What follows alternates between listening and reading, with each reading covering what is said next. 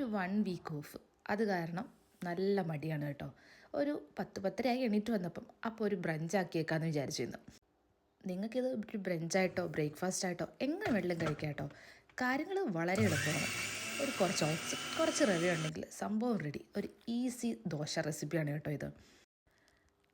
Oats എടുക്കുക, നന്നായിട്ട് grind ചെയ്തെടുക്കുക, പിന്നെ ആ കൂട്ടത്തിൽ കുറച്ച് റവ ഇട്ട് കൊടുക്കുക. ഇതിനൊക്കെ പ്രത്യേകിച്ച് കണക്കില്ലെന്നുള്ള കാര്യം നിങ്ങൾക്കറിയാമല്ലോ. അതൊക്കെ നമ്മുടെ ഒരു കൈക്കണക്കാണ്. പിന്നെ കുറച്ച് ഉപ്പിടുക, പിന്നെ നന്നായിട്ടങ്ങ് മിക്സ് ചെയ്യുക. നല്ല ആ ഒരു ദോശയുടെ കൺസിസ്റ്റൻസി ഇല്ലേ, ആ ഒരു പരുവാകുക, അത്രേ ഉള്ളൂ.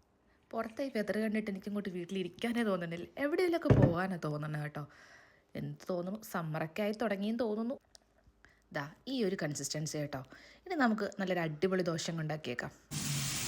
വെയിറ്റ് ലോസ് നോക്കുന്ന ആൾക്കാർക്കൊക്കെ പറ്റിയൊരു റെസിപ്പിയാണ് കേട്ടോ ഇത്. മറ്റൊന്നും വേണ്ടല്ലോ, ഈ 2 ഇൻഗ്രീഡിയൻസ് മാത്രം മതിയല്ലോ. ഇന്നത്തെ കാലത്ത് കുറച്ച് എളുപ്പപ്പണിയൊക്കെ അല്ലേ നമുക്ക് എല്ലാവർക്കും ഇഷ്ടം. എനിക്കതാണ് കേട്ടോ കുറച്ചുകൂടി എളുപ്പമായിട്ട് തോന്നുന്നതും കുറച്ചുകൂടി ഇഷ്ടമായിട്ട് തോന്നുന്നതും. ദാ അങ്ങനെ നമ്മുടെ ഓട്സ് ദോശ ഇവിടെ റെഡി ആയിട്ടുണ്ട്.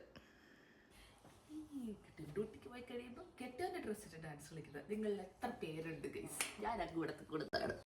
അങ്ങനെ ഓരോ പണിയൊക്കെ കാണിക്കുക, അതാണ് ഒരു രസം, ഒരു വിനോദം അങ്ങനെയും പറയാം. നമ്മുടെ ദോശ റെഡി കേട്ടോ. നമുക്കിനി നല്ല അടിപൊളിയായിട്ടൊരു മീൻകറി, അത് ഇന്നലെ ഉണ്ടാക്കി മത്തിക്കറി കൂട്ടി കഴിക്കാം. എങ്ങനെ ഉണ്ടാവും? അടിപൊളിയല്ലേ?